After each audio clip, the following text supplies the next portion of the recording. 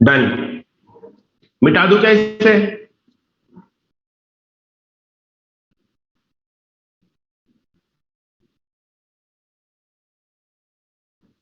जल्दी लिखो।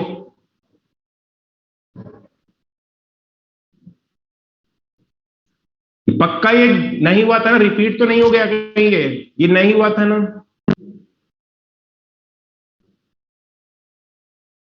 हाँ, एच एन मतलब है हीटेरोजीनियस न्यूक्लियर। एच एन मतलब हीटेरोजीनियस न्यूक्लियर आरएनए। यही प्री आरएनए है, pre RNA, pre RNA, pre mRNA, pre mRNA है ये। पढ़ाएंगे क्या होता है, आगे बताएंगे क्या होता है, अभी से नाम लिख लो।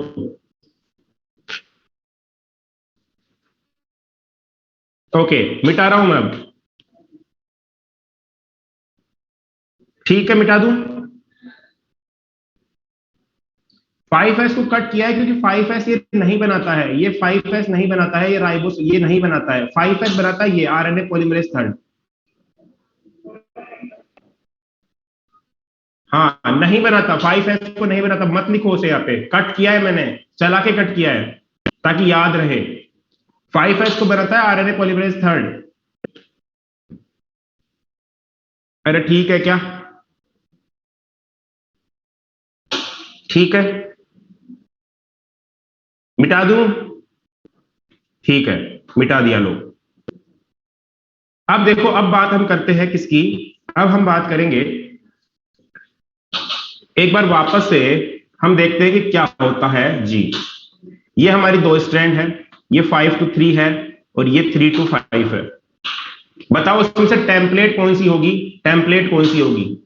कौन सी होगी टेम्पलेट? ये ए या बी में से बताओ, ए टेम्पलेट है या बी टेम्पलेट है?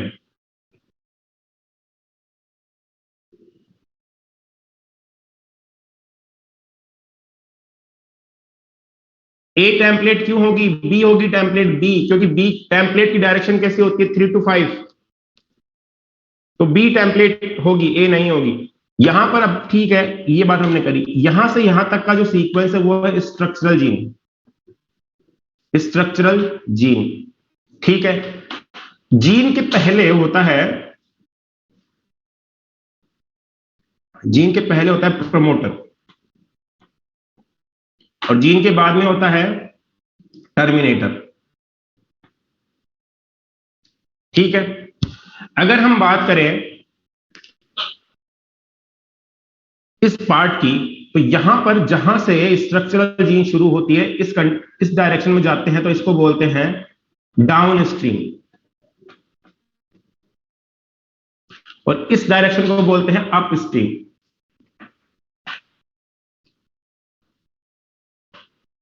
ठीक है, यहां से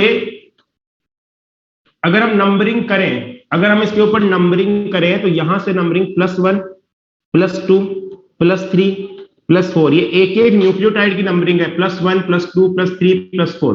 और इस डायरेक्शन में अगर अप स्ट्रीम में नंबरिंग करेंगे न्यूक्लियोटाइड्स की तो -1, -2, -3, -4, -5 ऐसे करेंगे। ठीक है, बात समझ में आ गई? जीरो, किसी भी न्यूक्लियोटाइड को जीरो न्यूक्लियोटाइड नहीं कहेंगे, या तो +1, +2, +3 डाउन स्ट्रीम में, और अप स्ट्रीम में -1, -2, -3, -4, -5।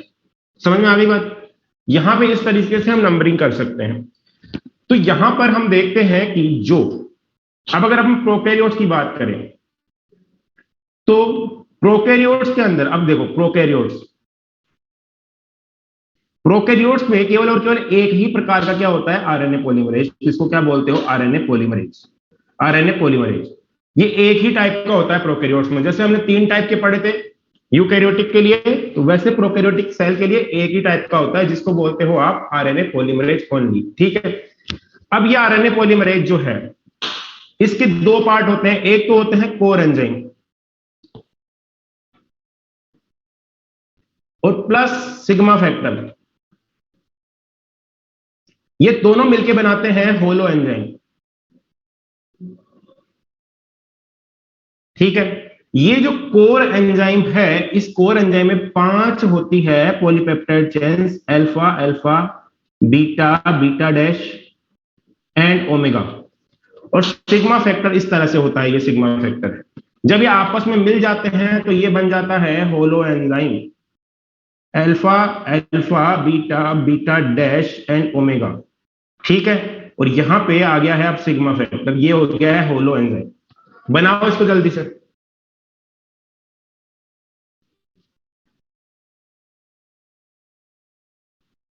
बनाओ।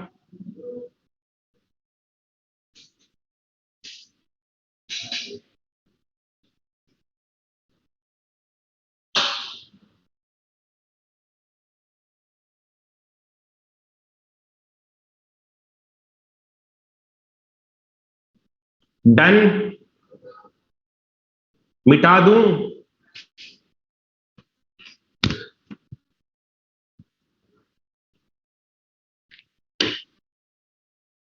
ओमेगा ही है, ओमेगा डैश नहीं है, वो ऊपर वाला कोमा लगाया हुआ है, ये कोमा है, ये डैश नहीं है। ये बी और बीटा डैश के बीच में कोमा है ये।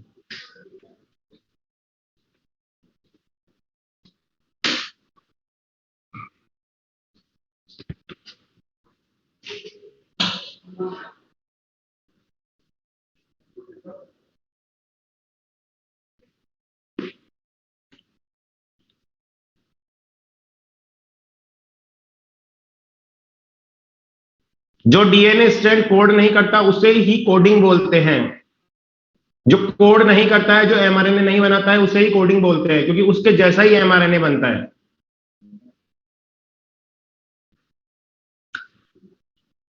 अब देखो मेरी बात सुनो यहां पे।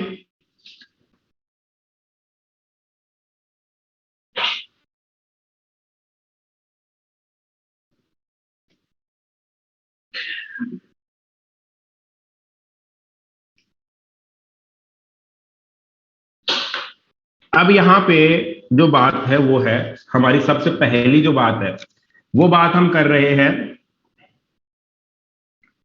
अगर आरएनए पॉलीमरेज आरएनए पॉलीमरेज के साथ में सिग्मा जुड़ा हुआ होगा तो ये क्या कराएगा? इनिशिएशन, चैन का इनिशिएशन।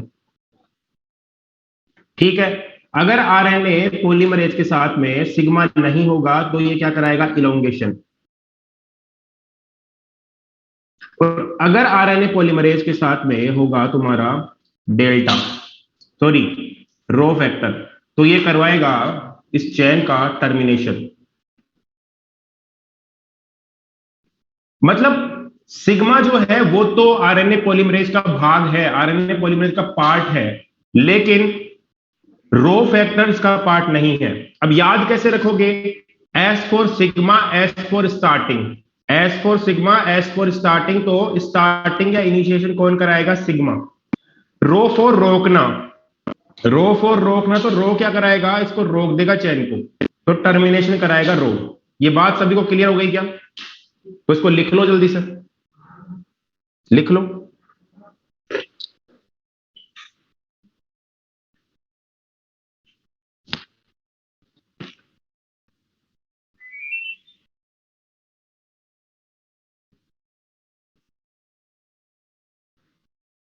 हाँ, बीटा डैश है कि वो अल्फा अल्फा की दो यूनिट है, अल्फा अल्फा एक जैसी दो है, बीटा थोड़ी सी अलग है।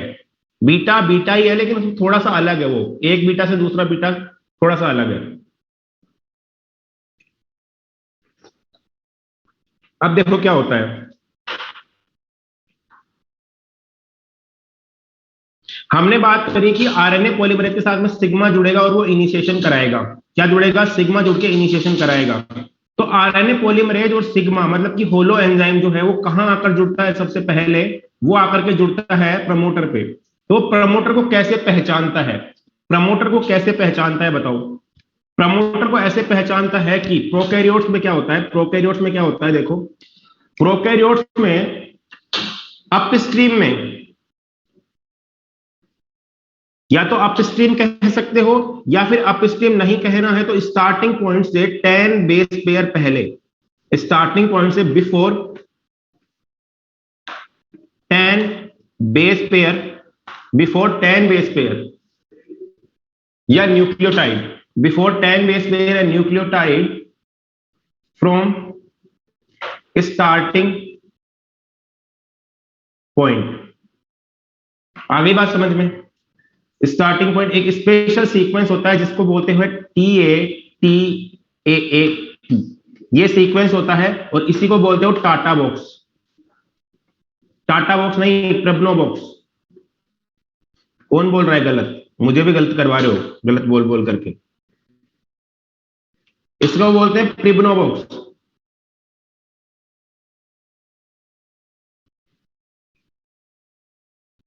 ठीक है, इस सीक्वेंस को पहचानता है प्रमोटर पे आरएनए पॉलीमरेज।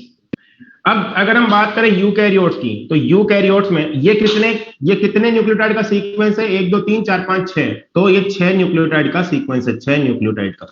ठीक है। अब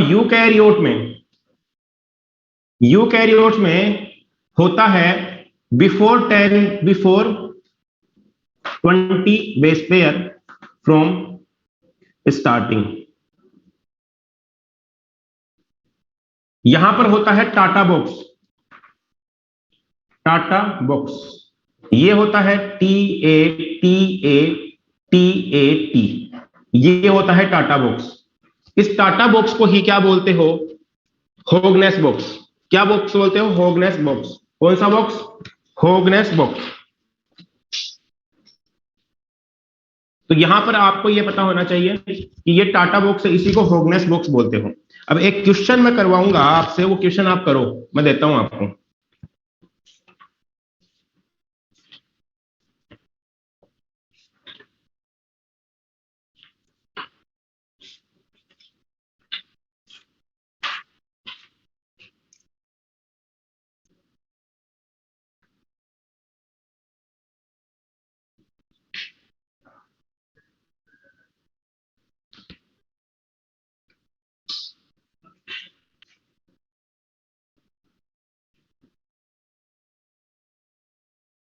लिखो, if the base sequence in DNA is. Question लिखो, इफ द, पहले क्वेश्चन लिखो Anushka, if the base sequence in DNA is 5 dash, if the base sequence in DNA is 5 dash 2 A 3, ये है, then what will be the base sequence in mRNA. तो mRNA में क्या होगा? Base sequence mRNA में क्या होगा? बताओ, बताओ क्या होगा एमआरएनए में?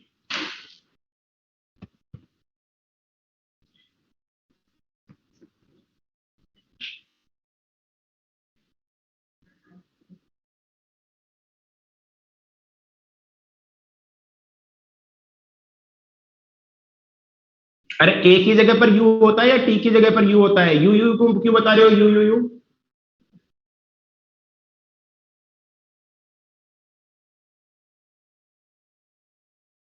यू नहीं होगा।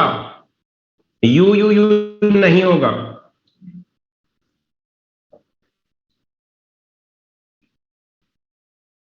यही होगा, सेम सेम रहेगा, सेम। अब कैसे रहेगा सेम बताओ, मैं बताता हूं। देखो, तुम्हें मिली हुई है 5 to 3, मतलब 5 to 3, ये वाली 5 to 3। तो 5 to 3 जो होती है वो टेम्पलेट नहीं होती है, ये कोडिंग होती है, कोडिंग। तो यहां पर ए है, ए है, ए है, ए है। इसके सामने वाली जो स्ट्रैंड है 3 to 5, ये होगी टेम्पलेट। तो ए के सामने क्या आएगा? T T T T.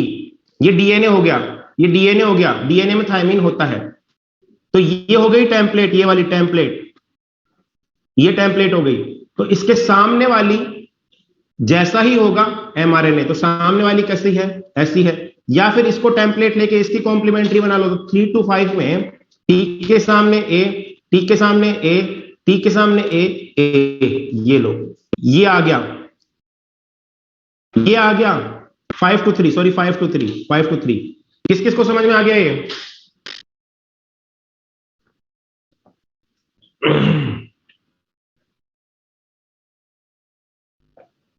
Template coding non coding तुम्हें नहीं बताया क्या? टेम्पलेट कोडिंग नॉन कोडिंग तुम्हें नहीं बताया? तो फिर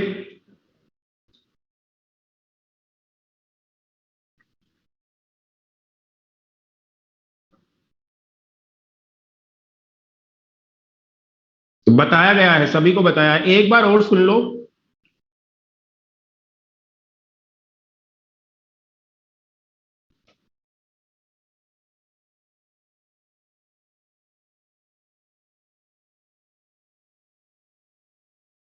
लास्ट बार समझा रहा हूं मैं, वरना तो फिर अपने अपने हिसाब से फोन पर पूछ लेना तुम लोग। आधे लोगों को बता दिया, आधों को नहीं बताया, क्लास में ध्यान रखते नहीं हो। ऐसे थोड़ी होता है, अलग अलग क्लास थोड़ी लग रही है, एक साथ क्लास लग रही है तो सभी को बताया, इसका मतलब ये है। देखो ये हमारा डीएनए है, इसकी एक स्ट्रैंड है 5 to 3 और एक है 3 to 5। तो रेप्लिकेशन की डायरेक्शन क्या होती है? रेप्लिकेशन की डायरेक्शन क्या होती है? 5 to 3। रेप्लिकेशन की डायरेक्शन होती है 5 to 3 और ट्रांसक्रिप्शन की भी 5 to 3 ही होगी। ठीक है, तो ट्रांसक्रिप्शन कैसे होगा? 5 to 3। तो इस वाली स्ट्रैंड पे 5 to 3 होना पॉसिबल है क्या? नहीं है, क्योंकि ये खुद ही 5 to 3 है। तो ट्रांसक्रिप्शन किस पर होगा? 3 to 5 पे। रीडिंग स्ट्रैंड कौन सी होगी? 3 to 5, ये वाली। तो इसी को क्या बोलते हो? टेम्पलेट। इसी को क्या बोलते हो? टेम्पलेट। इसी को क्या बोलते हो? Non coding. और इसी को बोलते हो एंटीसेंस। ठीक है, नॉन कोडिंग क्योंकि ये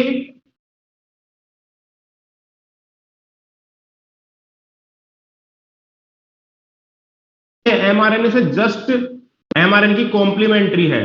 किसकी कॉम्प्लीमेंट्री है? एमआरएनए की कॉम्प्लीमेंट्री है। तो ये एंटी सेंस है, सेंस नहीं है। और इस वाली को बोलते हो non template. Non template, coding या फिर सेंस, ये तीनों नाम इसके लिए हैं। तो ये याद रखना, इससे तुम्हारे क्वेश्चंस हो जाएंगे। ठीक है, अब चलते हैं आगे।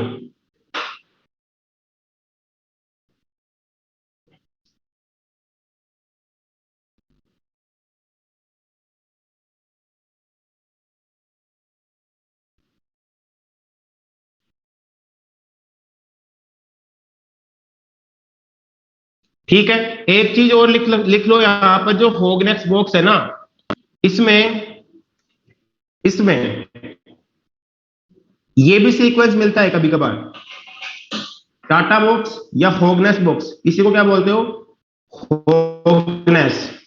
होगनेस बॉक्स साइंटिस्ट का नाम है।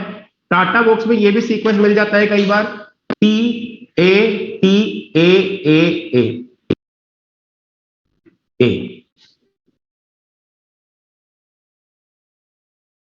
ठीक है, आ गई बात समझ में? तो यहां पर टाटा बॉक्स की और ट्रिब्नो बॉक्स की बात होती है। अब किसी ने पूछा था कि स्टार्टिंग पॉइंट क्या है, तो स्टार्टिंग पॉइंट ये +1 है, +1। स्ट्रक्चरल जीन में पहला न्यूक्लियोटाइड जो है वही स्टार्टिंग पॉइंट है। स्ट्रक्चरल जीन में जो पहला न्यूक्लियोटाइड है वही +1 है, वही स्टार्टिंग पॉइंट है। यहां से स्टार्ट होएगा ट्रांसक्रिप्शन और यहां तक चलेगा, यहां से स्टार्ट होकर यहां तक चलेगा। आ गई बात समझ में? अरे आ गई क्या? ठीक है, तो अब हम बात करते हैं इसकी इस तरह से। देखो यहां पर सबसे पहले हेडिंग डाल लो इनिशिएशन। इनिशिएशन, इनिशिएशन जो होता है ये हमारा पूरा का पूरा डीएनए। हाँ, प्रमोटर रीजन में ही होते हैं। ठीक है, यहां पर स्ट्रक्चरल जीन है। एक मिनट रुको यार, इसमें तो बड़ी दिक्कत आने वाली है। ड्रॉ कैसे करेंगे इसे? चलो इसको मैं समझाता हूं उस पे, स्लाइड पे। यहाँ पे ड्रॉ करना पॉसिबल नहीं हो रहा है, इसको स्लाइड पे ले लेते हैं अपन।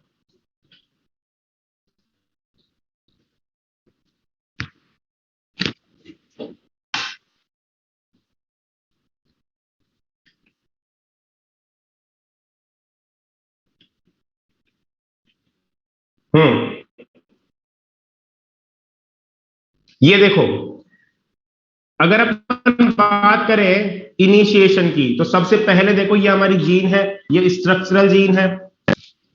ये स्ट्रक्चरल जीन हो गई इसके अंदर, स्ट्रक्चरल जीन, ये स्टार्टिंग पॉइंट है। ठीक है, अब यहां पर जो प्रमोटर रीजन के अंदर जो ये स्पेशल सीक्वेंस था, इसको किसने पहचान लिया? होलो एंजाइम ने, आरएनए पॉलीमरेज प्लस सिग्मा ने। अब ये क्या कराएगा? स्टार्टिंग। अब ये आरएनए पॉलीमरेज इस डायरेक्शन में बढ़ता जाएगा, इस डायरेक्शन में बढ़ता जाएगा, आप देख सकते हो बढ़ रहा है। ये देखो यहां पर इसने एच बॉन्ड काट दिए हैं, तो एच बॉन्ड काट दिए तो बबल बन गया। हाइड्रोजन बॉन्ड काट दी, बबल बन गया। आरएनए पॉलीमरेज यहां पर केवल आगे बढ़ेगा, आगे बढ़ेगा, और जैसे ही यहां पर आएगा स्टार्टिंग पॉइंट पर, जैसे ही इधर से 10 बेस पेयर की डिस्टेंस कवर करके आएगा, तो यहां पर ट्रांसक्रिप्शन होना स्टार्ट हो जाएगा। क्या हो जाएगा? ट्रांसक्रिप्शन होना स्टार्ट हो जाएगा। फिर आगे वाले डायग्राम में देख सकते हो, अब आरएनए पॉलीमरेज इस वाली डायरेक्शन में बढ़ना चाह रहा है, ठीक है। अब ये बढ़ना चाह रहा है, स्टार्ट पॉइंट ये था, ये वाला था। 3-4 न्यूक्लियोटाइड जोड़े, अब सिग्मा फैक्टर अलग हो जाएगा। देखो ये सिग्मा फैक्टर अलग हो गया, ये 3-4 न्यूक्लियोटाइड जोड़े, अब ये सिग्मा फैक्टर अलग हो जाएगा, ये सिग्मा फैक्टर अलग हो गया, रिमूव सिग्मा फैक्टर अलग हो गया। अब केवल आरएनए पॉलीमरेज अकेला ही चलता जा रहा है इधर, और आप देख सकते हो ये आरएनए बन के तैयार हो रहा है, आरएनए बन रहा है, आरएनए बन रहा है, आरएनए बन रहा है। अरे बात आ गई क्या समझ में? ठीक है, अब आगे चलते हैं। अच्छा, अब क्या करवाना है? टर्मिनेशन। तो जैसे ही आरएनए पॉलीमरेज यहां से यहां पहुंचेगा, यहां से यहां पहुंचेगा, तो टर्मिनेशन होगा। टर्मिनेशन कौन करवाएगा? कौन सा फैक्टर करवाएगा?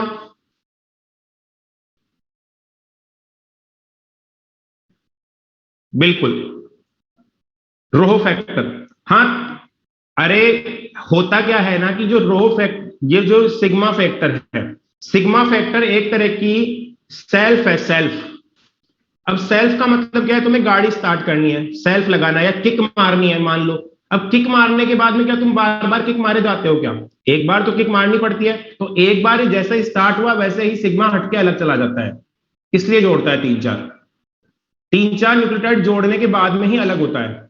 मतलब वो एक सेल्फ स्टार्ट है, उसको स्टार्ट करना है बस गाड़ी को, उसके बाद में चुप बैठ जाओ। तो स्टार्ट करेगा तो वो जुड़ा रहेगा, स्टार्ट हो गया फिर हट जाएगा।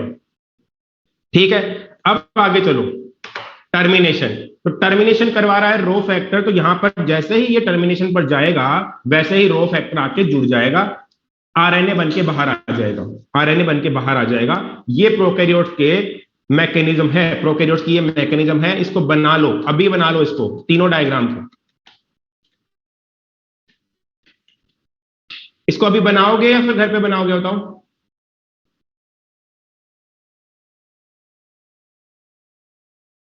बनाओ, जल्दी बनाओ। तो जगह छोड़ दो, जगह छोड़ दो, बना लेना नोटबुक में। हाँ, नोटबुक में जगह छोड़ दो, बना लेना। ये तीन, एक एक डायग्राम, 1, 2, 3, उसके बाद में 4, और ये 5, ये 5 डायग्राम बनेंगे, घर पे बना लेना। हाँ,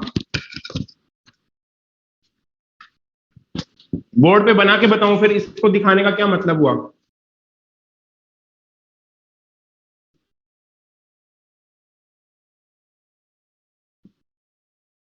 अरे बोर्ड पे बना के बताने की कोई जरूरत है क्या?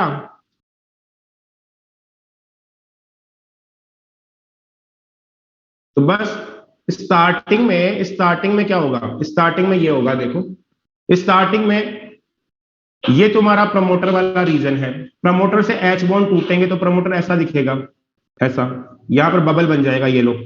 ठीक है, आगे कौन है? स्ट्रक्चरल जीन है, स्ट्रक्चरल जीन। और आगे कौन है? यहां पर टर्मिनेटर है।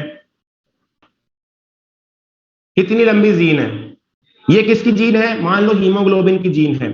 इतना पोर्शन इसका, इतना पोर्शन इसका, इतना पोर्शन क्या बनाता है? क्या बनाता है? Alpha polypeptide. और इतना पोर्शन कुछ भी नहीं बनाता है, ये नॉन फंक्शनल है, नॉन फंक्शनल, नॉन फंक्शनल है। और इतना पोर्शन जो इसका है, इतना पोर्शन ये बनाता है बीटा, यहां से यहां तक बीटा, ये बनाता है बीटा, ये बनाता है अल्फा। ये है फंक्शनल, ये है फंक्शनल। ठीक है, तो ये बात हो गई फंक्शनल की और नॉन फंक्शनल की। अब हम इसकी बात करें तो इसको क्या बोलते हो? जो फंक्शनल पार्ट होता है इसको बोलते हो एक्सोन, और इसको बोलते हो इंट्रोन। ये सेम टर्मिनोलॉजी आरएनए के लिए भी यूज होगी। और इसको भी क्या बोलते हो? एक्सोन। ठीक है, इंट्रोन मतलब कोई चीज इंटरप्ट करने के लिए आ गई है बीच में, कबाब में हड्डी का काम करता है। ये क्या काम करता है? कबाब में हड्डी का काम करता है। ठीक है, तो ये हो गए एक्सोन, इंट्रोन, एक्सोन। अब अगर बात करें तो इसको अपन सिस्ट्रोन भी बोलते हैं, सिस्ट्रोन भी बोलते हैं, सिस्ट्रोन मैंने बताया था, सिस्ट्रोन। इसी को एक जीन को बनाने के लिए, देखो यहां से लेके यहां तक जो इंफॉर्मेशन है वो हीमोग्लोबिन बनाने की है, ये पूरी जीन हीमोग्लोबिन की है। लेकिन जो जो पार्ट अल्फा को बना रहा है, जो पार्ट बीटा को बना रहा है, वो अपने आप में एक सिस्ट्रोन है। क्या है? सिस्ट्रोन। सिस्ट्रोन, समझ में आ गई बात? सिस्ट्रोन। तो इस तरह की जीन को जो कई भागों में बटी हुई है, कई भागों में स्प्लिट हुई हुई है, क्या बोलते हो? Split gene. स्प्लिट जीन, समझ में आ गई बात? ये दो, देखो ये दो तीन पार्ट में बटी हुई है, तो इसको क्या बोलोगे? Split gene. ये कहां होती है? यूकैरियोट्स में। कहां होती है? हाँ, दो सिस्ट्रोन है इसमें, बिल्कुल सही बात है, दो सिस्ट्रोन है। इस जीन में दो सिस्ट्रोन है। इससे जब एमआरएनए बनेगा ना, तब अलग कहानी होगी। इस जीन में दो सिस्ट्रोन है, इसीलिए अपन क्या बोलते हैं? यूकैरियोट के जीन में पॉलीसिस्टोनिक, यूकैरियोट का डीएनए पॉलीसिस्टोनिक होता है। कैसा होता है? पॉलीसिस्टोनिक।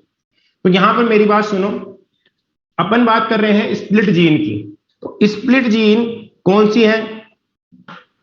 स्प्लिट जीन ये कहां है? स्प्लिट जीन है यूकैरियोट्स में। यूकैरियोट्स की सभी जीन स्प्लिट जीन है, लेकिन एक्सेप्शनली हिस्टोन प्रोटीन बनाने वाली जीन, हिस्टोन बनाने वाली जीन, और ये मैंने पढ़ा दिया तुम्हें मेरे हिसाब से, इंटरफेरोन बनाने वाली जीन कैसी है? स्प्लिट जीन नहीं है। ठीक है, पॉलीसिस्टोनिक नहीं है। और प्रोकैरियोट की सभी जीन कैसी है?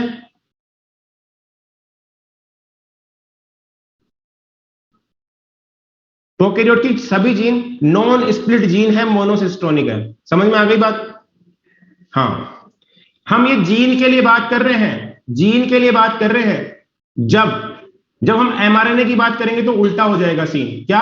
एमआरएनए की बात करेंगे तो सीन उल्टा हो जाएगा। अभी हम जीन की बात कर रहे हैं, ठीक है, ये बात याद रखना। ठीक है, तो यहां पर एक्सोन, इंट्रोन। अब क्या करना है? देखो, अब क्या करना है, इससे जो हमारा एमआरएनए बना, तो इस एमआरएनए में देखो, ये वाला, ये हो गया एमआरएनए, ये हो गया आरएनए। इसके अंदर फंक्शनल पार्ट भी होगा, यानी कोडिंग पार्ट भी होगा और नॉन कोडिंग पार्ट भी होगा। ये नॉन कोडिंग पार्ट है और ये कोडिंग पार्ट है। तो ये इतना पार्ट जो है, ये कैसा है? Non coding. ये कोडिंग और ये कोडिंग। आ गई बात समझ में? नॉन कोडिंग, कोडिंग और कोडिंग। इस एमआरएनए में तीनों पार्ट होंगे, क्योंकि ट्रांसक्रिप्शन इसका भी होता है। एमआरएनए में तीनों पार्ट होंगे। तो इसी आरएनए को क्या बोलते हो? एचएन आरएनए, जिसमें जिसमें कोडिंग और नॉन कोडिंग दोनों पार्ट होते हैं। एचएन आरएनए, एचएन का मतलब heterogeneous, heterogeneous nuclear RNA. Heterogeneous nuclear RNA मतलब कि ये होमोजीनियस नहीं है, हिटेरोजीनियस है, अलग अलग तरह की चीजों से मिलकर बना है। कोडिंग भी और नॉन कोडिंग भी, कोडिंग भी और नॉन कोडिंग भी, तो ये हिटेरोजीनियस है। और न्यूक्लियर, क्योंकि ये सेल के न्यूक्लियस में बनता है और ये वहीं रहता है। बाहर आने से पहले इसमें प्रोसेसिंग होती है, ये न्यूक्लियस से बाहर नहीं आ सकता, इसलिए बोला हिटेरोजीनियस न्यूक्लियर आरएनए। बात आ गई क्या समझ में? यही है एचएन आरएनए। बनाओ इसको जल्दी से, अरे बनाओ।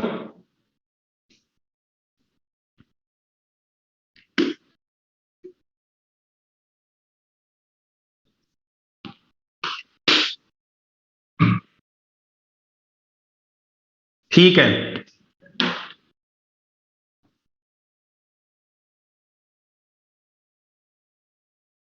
अब आगे चलते हैं, आगे की बात करते हैं। अब क्या होता है? अब क्या होगा? देखो, हमें इसको रिमूव करना पड़ेगा। किसको रिमूव करना पड़ेगा? इन छोटे छोटे पार्ट्स को, जो कि नॉन कोडिंग है। तो हम यहां पे ले रहे हैं इस तरह से, डबल कलर से बना देता हूं मैं आज। ये लो, ये वाला कोडिंग था, ये वाला कोडिंग था, और बीच में कौन सा है? Non coding. नॉन कोडिंग, ये है तुम्हारा नॉन कोडिंग। ठीक है, इसको हटाना है, नॉन कोडिंग। और ये क्या है? Hn RNA. तो अब क्या होगा? जैसे ही ये बनेगा, तो देखो हमारे पास में न्यूक्लियस में बहुत सारे एक्सो न्यूक्लियस पड़े हुए हैं। एक्सो न्यूक्लियस मतलब कि जो इस डीएनए को काट सकते हैं, तो इस आरएनए को काट सकते हैं, जैसे कि डीएनए पॉलीमरेज। डीएनए पॉलीमरेज इसको काट देगा, डीएनए पॉलीमरेज इसको काट देगा, कट लगा देगा। तो हमें इसको बचाना है, तो बचाने के लिए सबसे पहले क्या करोगे, स्टेबलाइजेशन। स्टेबलाइजेशन में क्या करते हैं कि यहां पर जो इसका 5' एंड है, 5' एंड पे क्या लगाते हो, 7 मिथाइल ग्वानोसिन ट्राइफॉस्फेट। क्या रेड कलर से है, इसको बनाता हूं।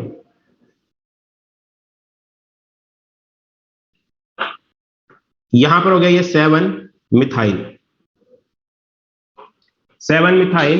ग्वानोसिन ट्राइफॉस्फेट यहां पर लगा दिया। इतना बड़ा नहीं लिखेंगे, इसको मैं छोटा लिखता हूं, ये लो।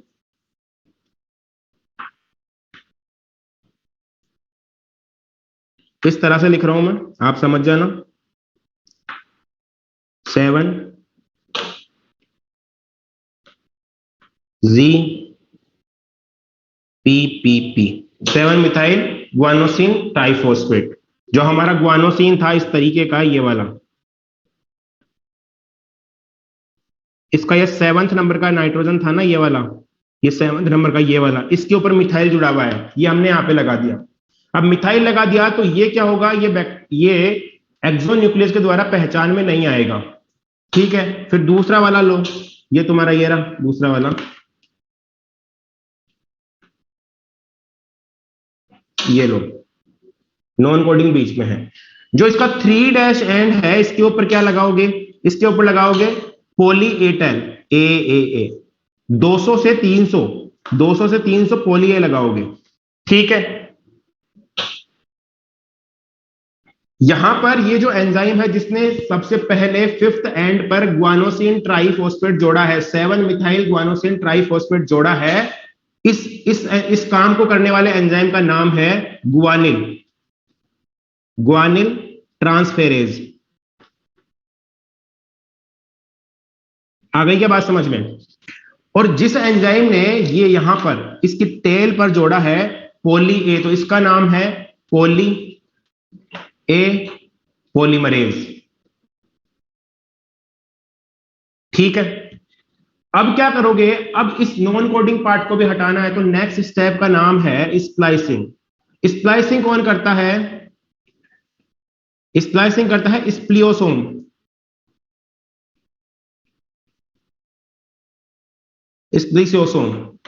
ये जो स्प्लिसियोसोम है, इसके दो काम हैं। क्या क्या? सॉरी, किस किस से बना है? ये बना है SNRNA, स्मॉल न्यूक्लियर आरएनए से बना है, और स्मॉल न्यूक्लियर राइबोन्यूक्लिक प्रोटीन से बना है, RNP। Small nuclear ribonucleic acid and small nuclear ribonucleic protein से मिलकर बना है, प्लस अदर प्रोटीन। ठीक है, अब क्या होगा, अब स्प्लाइसिंग कर देगा ये। तो कैसे कर देगा? कुछ इस तरीके से दिखेगा ये, इस तरह से। ये देखो, ये नीला वाले पार्ट को इसने ऊपर खींचना स्टार्ट कर दिया, ऐसे ऐसे खींचना स्टार्ट कर दिया, और ये जो रेड पार्ट है वो यहां पे आ जाएगा आपका।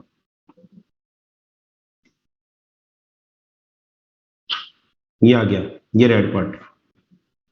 ठीक है, ये रेड पार्ट यहां आ गया। ठीक है, अब ये धीरे धीरे क्या होगा, नेक्स्ट स्टेप है, इन दोनों को कौन जोड़ देगा? ये दोनों फंक्शनल पार्ट को कौन जोड़ देगा? DNA ligase, sorry RNA ligase. तो ये थी हमारी जीन स्प्लाइसिंग की मैकेनिज्म। अब देखो, एक चीज ये है कि एक चीज तो एनसीईआरटी में ये लिखा हुआ है कि presence of split gene is a primitive character. तो प्रिमिटिव कैरेक्टर इसलिए है कि देखो, पहले बने थे आर्की बैक्टीरिया, उनसे बने यू बैक्टीरिया, और उन्हीं से बने यूकैरियोटिक सेल।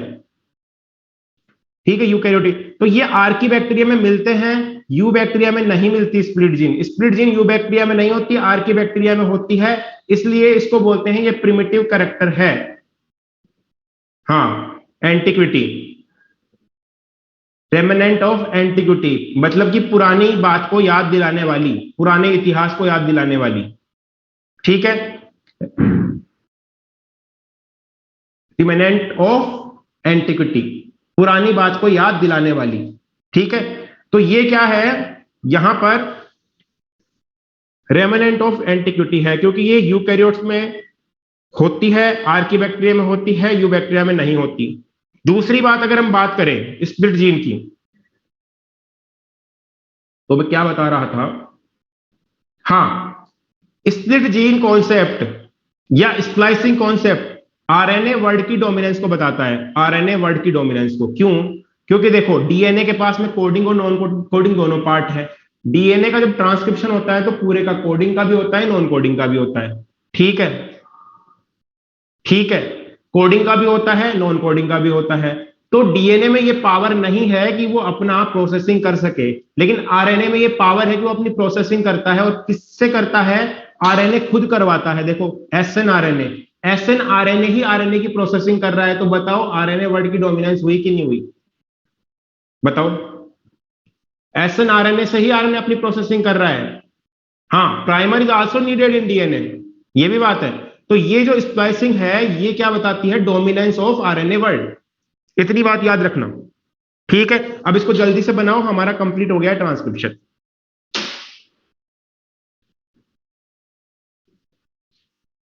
जल्दी से बना लो इस डायग्राम को।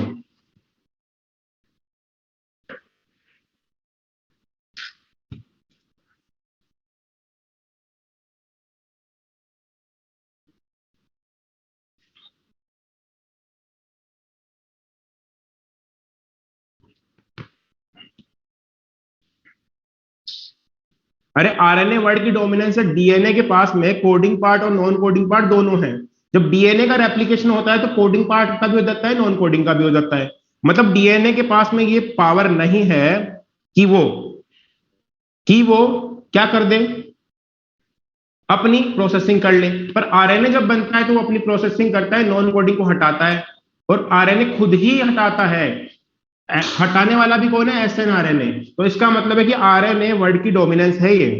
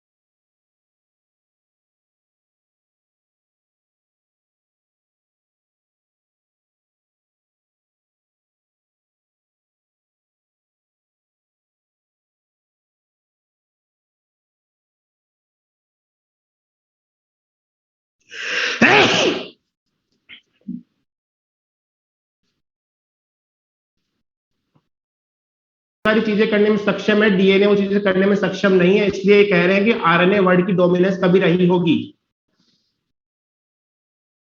अदर प्रोटीन, यह है अदर प्रोटीन्स।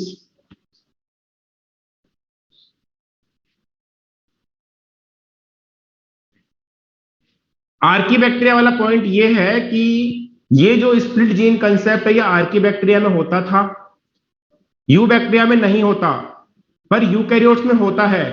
तो पहले कौन आए? आर्की बैक्टीरिया, बीच में आए यू बैक्टीरिया, फिर आए यूकैरियोट्स। तो यूकैरियोट्स में होता है, आर्की बैक्टीरिया में होता है। मतलब कि ये हमको ये रिमाइंड करवाता है एंटिक्विटी के लिए, रिमेनेंट ऑफ एंटिक्विटी मतलब इतिहास को याद दिलाने वाला। स्प्लाइसियो, ये स्प्लाइसियोसोम जो है वो दो चीजों से मिलकर बना है, S N R N A और S N R N P और अदर प्रोटीन्स, इससे मिलकर बना है, ये बताया मैंने।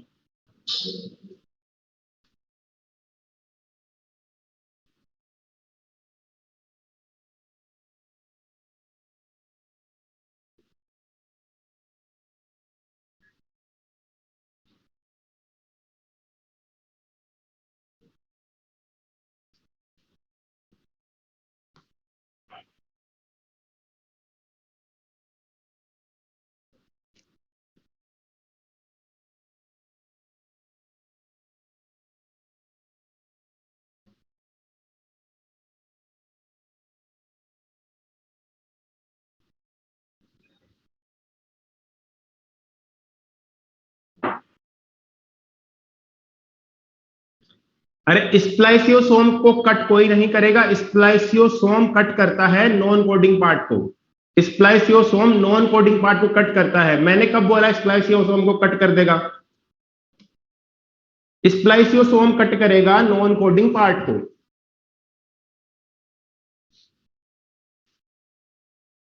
आ गई क्या बात समझ में? नहीं आई है तो इसको जब मॉड्यूल को पढ़ोगे तो अपने आप समझ में आ जाएगा। एक बार मॉड्यूल पढ़ना है।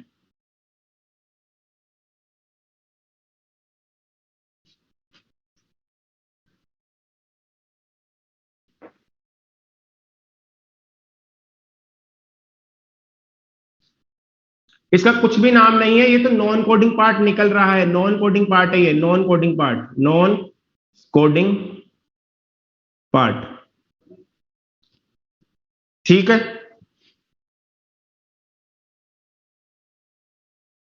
ठीक है।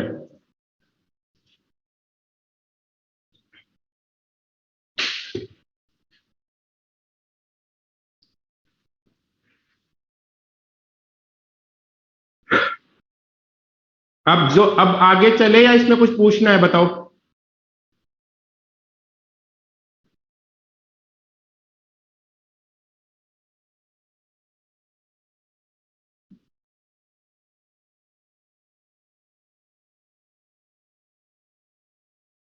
ठीक है, तो अब अपन बात करेंगे।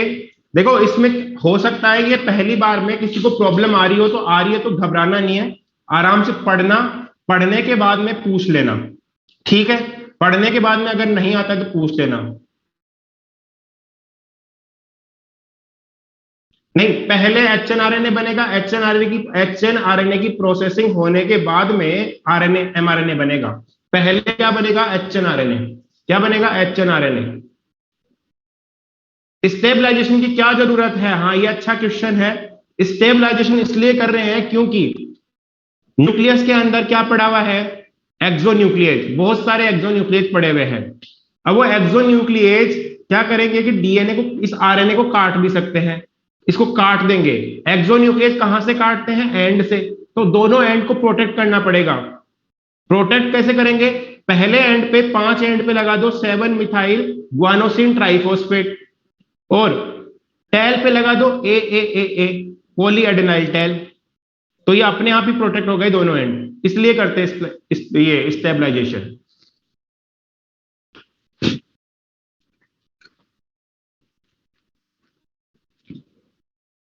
ट्रांसक्रिप्शन में एचएनआरएनए बनेगा। ट्रांसक्रिप्शन पोस्ट ट्रांसक्रिप्शनल एक्टिविटी है, ट्रांसक्रिप्शन होने के बाद की एक्टिविटी है ये आरएनए का बनना। एंडोन्यूक्लियस यूकैरियोटिक सेल में नहीं होता है, प्रोकैरियोटिक सेल में ही होता है। एंडोन्यूक्लियस नहीं होता यूकैरियोटिक में।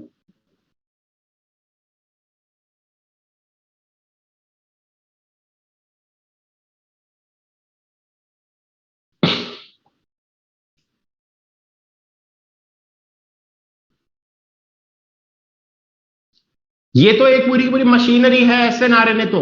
एसएनआरएनए तो पूरी की पूरी राइबोसोमल मशीनरी है, ये तो कुछ भी कर सकता है। ये कोई एंजाइम नहीं है, केवल एंजाइम नहीं है ये तो मशीनरी है। राइबोसोम में क्या होता है? Ribosome plus protein.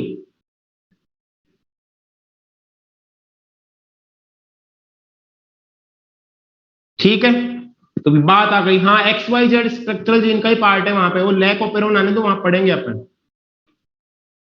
Lack tryptophan tryptophan सब पढ़ेंगे, अभी आगे आगे मत भागो। ठीक है। अरे मशीनरी और एंजाइम में फर्क होता है। मशीनरी कोई काम सोच समझ के करती है, किसको काटना है किसको नहीं काटना है। वो केवल और केवल किसको काटेगी? जो कि तुम्हारा होगा नॉन कोडिंग पार्ट। ठीक है, आगे चले क्या?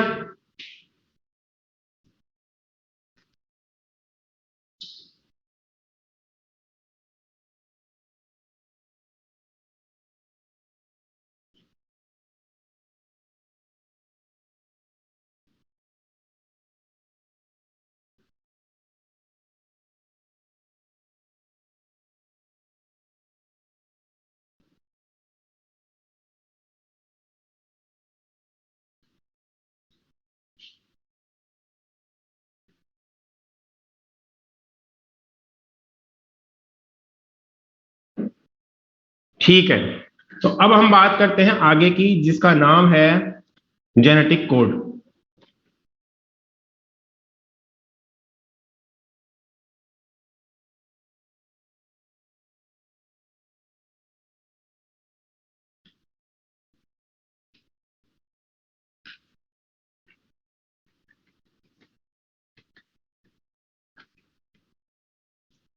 देखो, जेनेटिक कोड है, ये जो टर्म थी वो दी थी जॉर्ज गैमो ने। किसने दी थी? जॉर्ज गैमो ने। अगर हम इस टर्म की बात करें तो जॉर्ज गैमो।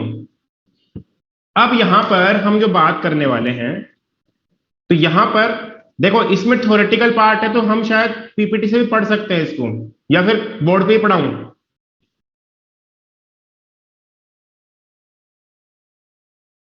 ठीक है, तो ये जो टर्म थी जॉर्ज गैमो ने दी थी, ये क्या थे? एक फिजिसिस्ट थे, ये फिजिक्स के प्रोफेसर थे। जो जॉर्ज गैमो एक फिजिक्स के प्रोफेसर थे। ठीक है, इन्होंने ये टर्म दिया था जॉर्ज गैमो ने।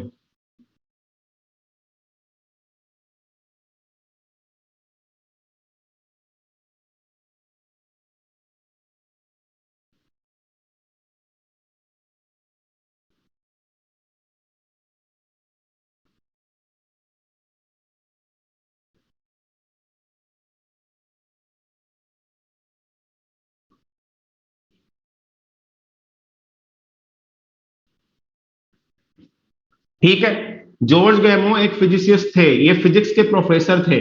ठीक है, इन्होंने टर्म दी थी genetic code.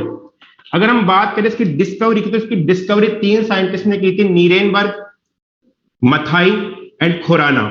Nirenberg and Matthaei ने जो सबसे पहले काम किया वो था जेनेटिक कोड को खोजे कैसे, इसको पता कैसे चला है कि क्या क्या होते हैं। तो इन्होंने एक सेल फ्री मीडियम में काम किया था, सेल नहीं थी, सेल के बिना ही इन्होंने प्रोटीन बनाई थी, तब जाकर के पता चला था कि क्या होता है कोडोन।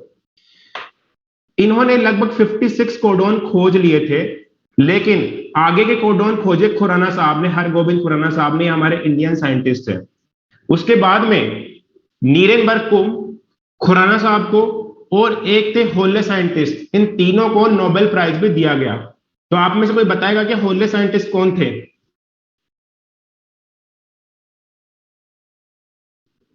कौन थे होले साइंटिस्ट?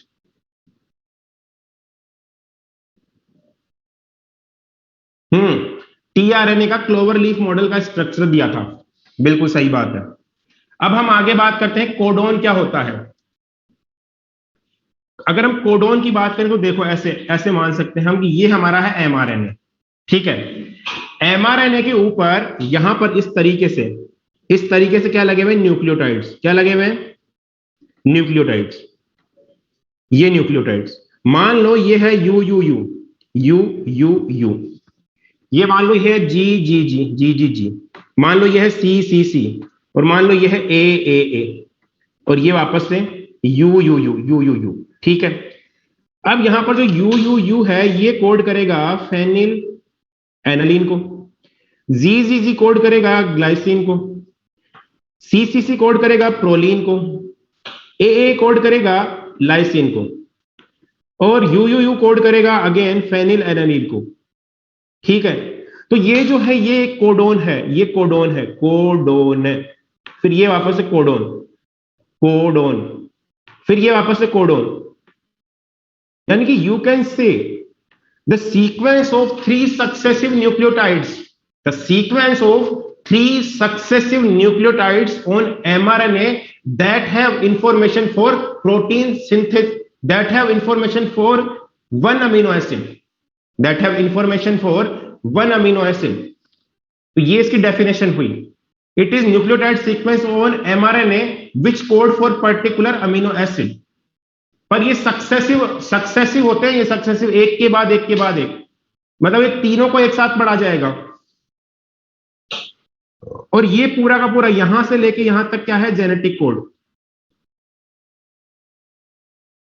तो मतलब बात ऐसी है कि जेनेटिक कोड में किसी पॉलीपेप्टाइड चेन के लिए इंफॉर्मेशन है, जेनेटिक कोड में किसी भी एक पॉलीपेप्टाइड चेन के लिए इंफॉर्मेशन है। ठीक है, और अगर हम बात करें कोडोन में, तो कोडोन में केवल और केवल एक अमीनो एसिड के लिए इंफॉर्मेशन है। ये बात समझ में आ गई क्या? अरे बोलो बच्चों। जेनेटिक कोड में इंफॉर्मेशन है पूरे के पूरे पॉलीपेप्टाइड चेन के लिए, लेकिन कोडोन में इंफॉर्मेशन है केवल और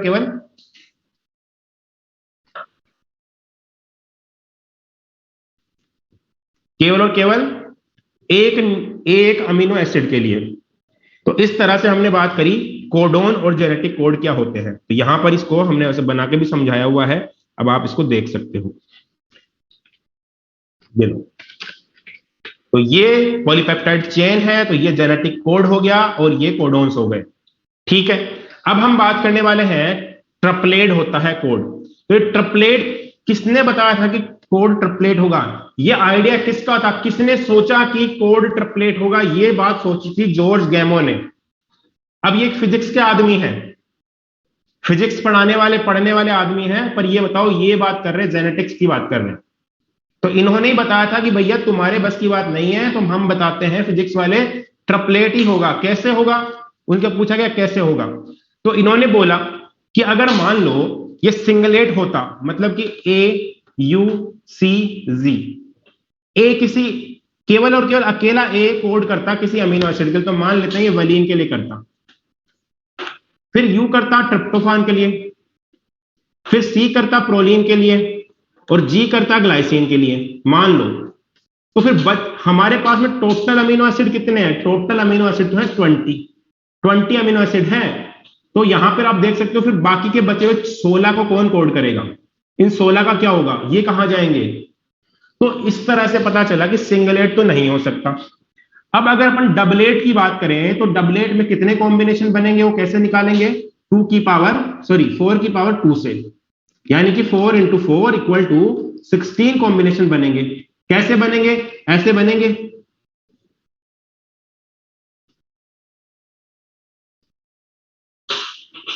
AUGCG AUCG बना लो, AA AU AC AG, इस तरह से 16 कॉम्बिनेशन बनेंगे। तो 16 भी बन जाएंगे तो भी हमारे अमीनो एसिड 20 है, तो फिर 20 को कौन कोड करेगा? बताओ, 20 को कौन कोड करेगा? सॉरी, बच्चे में 4 को कौन कोड करेगा? तो भी नहीं हुआ काम। फिर गैमो साहब ने बोला कि ऐसा करो 3-3 के बना के देख लो बनते हैं क्या। तो जब 3-3 के बनाए तो कितने कॉम्बिनेशन आए? 4 × 4 × 4। अरे 3-3 के बनाओगे तो कितने कॉम्बिनेशन आएंगे?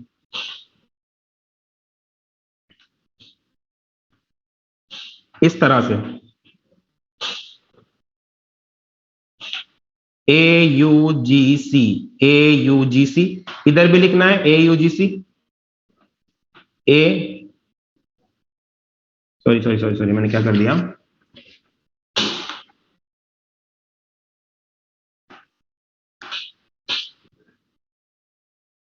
इस तरह से AUGC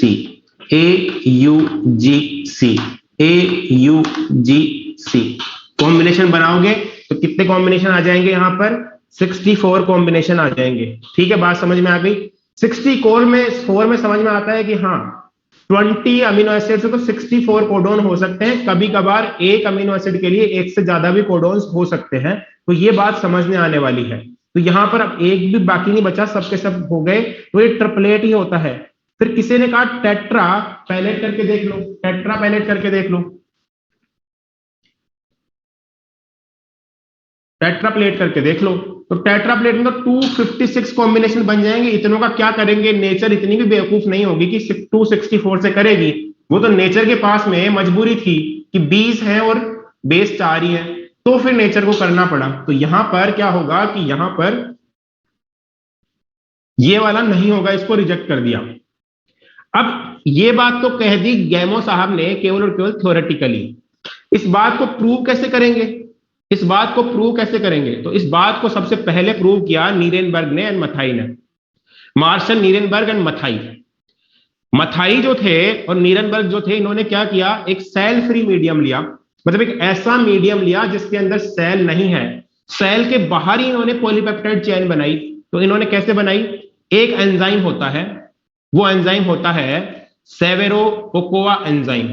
इसी को बोलते हो पॉलीन्यूक्लियोटाइड फॉस्फोराइलेज। क्या? Polynucleotide phosphorylase, Severo Ochoa enzyme. लिखो इस एंजाइम को, सेवेरो ओकोआ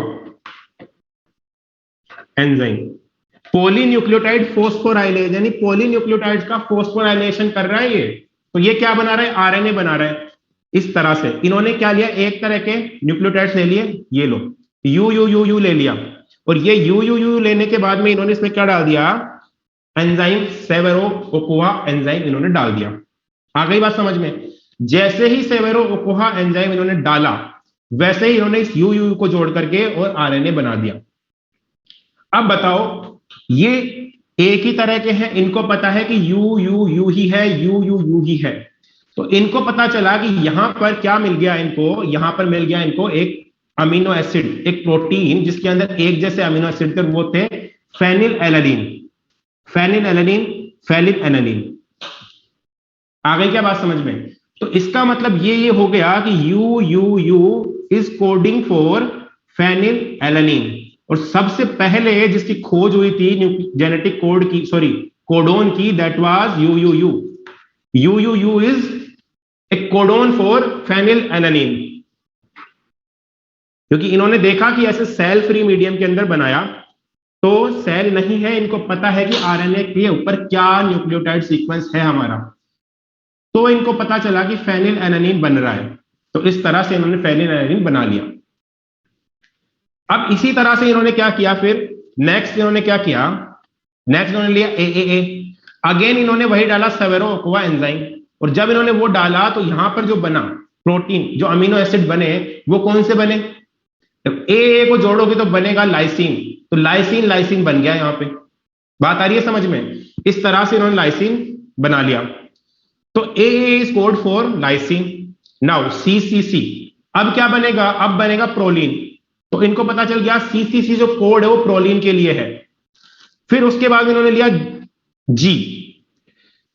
जी करता है, सी हो गया, ए हो गया, देन यू हो गया। अगर जी की बात करें तो जी करता है कोड ग्लाइसिन के लिए, ग्लाइसिन के लिए। तो जी ग्लाइसिन बनेगा। तो इस तरह से बन गए ये होमोपॉलीमर्स।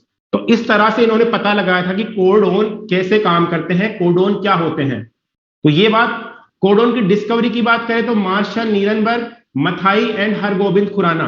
और अगर हम बात करें टर्म की तो जॉर्ज गैमो। और ये किसने बताया? ट्रिपलेट है कि डुप्लेट है? जॉर्ज गैमो ने। ठीक है, तो यहां तक की बात आज रखते हैं, इसके आगे की बात करेंगे कल। ठीक है, आ रहा है समझ में?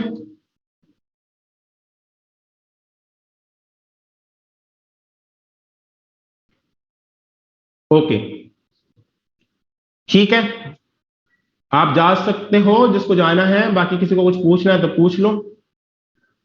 हाँ, ऑफलाइन तो कभी भी आ सकते हैं, आ जाओ, ऑफलाइन तो कभी भी आ सकते हो।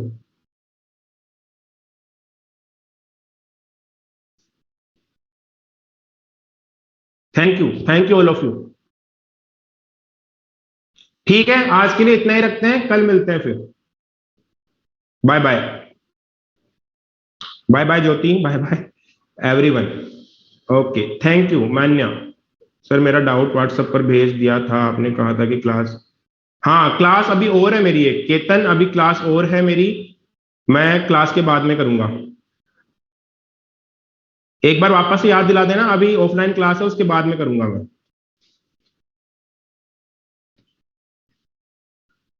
ठीक है।